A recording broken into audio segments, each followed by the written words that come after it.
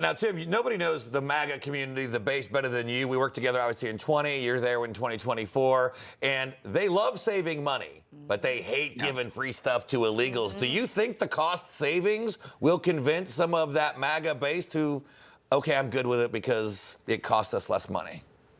Oh, yeah, I think so. And I think really the ultimate goal is to encourage people and tell people the world over, look, we are going to enforce our laws here, and we mean what we say. It really is an extremely difficult problem. You know, we have tens of millions of illegal aliens who are already here. And it is really a very important project that the Trump administration is undertaking in sending them all back to where they came from, to their native countries. It's not as easy as just saying, okay, you know what, let's just go round them all up. In many cases, the government doesn't know where these folks are. They have gone into the country and they have disappeared. So having folks come out and self-deport is a way, you know, the untold costs there is to the law enforcement time and effort that it would take to actually locate and identify a lot of the illegal aliens. I'm not sure that cost is even figured in. This is a win all the way around. If you have people raising their hand and volunteering and say, me, take me, I'll go back to my home country. I mean, truly, that is the best of both worlds. Yeah, and speaking of making America safe again, because that's what all of this is really about, securing the border and making this country safe. Yesterday, the president also spoke about his plan to reopen the federal prison of Alcatraz. Take a listen to this. Nobody's ever escaped from Alcatraz, and just represented something strong having to do with law and order. We need law and order in this country, and we'll see if we can bring it back in large form, add a lot. But I think it represents something. Right now, it's a big hulk that's sitting there rusting and rotting. And we should note that he's standing there with the NFL Commissioner Roger Goodell because they announced that the NFL draft will be coming to D.C. in 2027. But then he also took questions. And so, of course, one of those was about Alcatraz. What do you make of this? It's a pretty neat idea. I mean, you know, ever since I was a kid, I've been hearing about Alcatraz, and it really represented a terrible place where you didn't want to go to prison. Alcatraz was the place where the worst of the worst were sent, as far as, you know, people's imaginations go. So reopening it and using it again and having it serve yet again back to its original history as a reminder of the cost of breaking the law, and in particular the cost of breaking the law in the worst ways imaginable.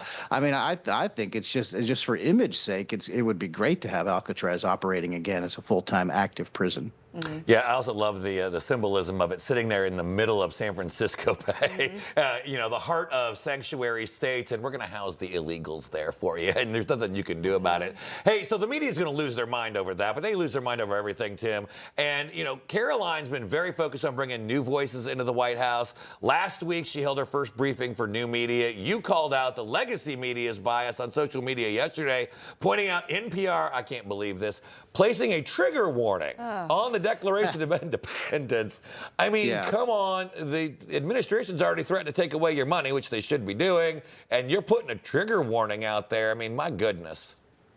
Yeah, it's pretty remarkable. I think if you are a news organization that feels compelled to post a trigger warning in front of the Declaration of Independence, that is the strongest indication that you are hopelessly in the grip of leftist ideology, because truly only committed leftists would even think of putting a trigger warning on something like the Declaration of Independence. And so once the decision has been made to say, you know what, we better post something here just in case these people accidentally read the Declaration of Independence and encounter some troublesome language because it was written, you know, 250 years ago.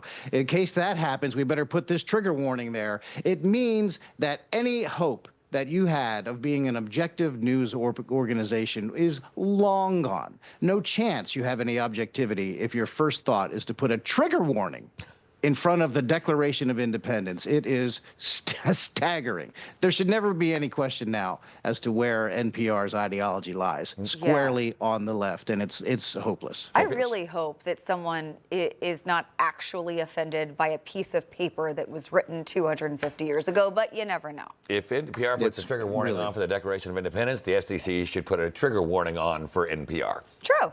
Good stuff. Tim. Yeah, exactly. Thank you. Information. Truth is freedom.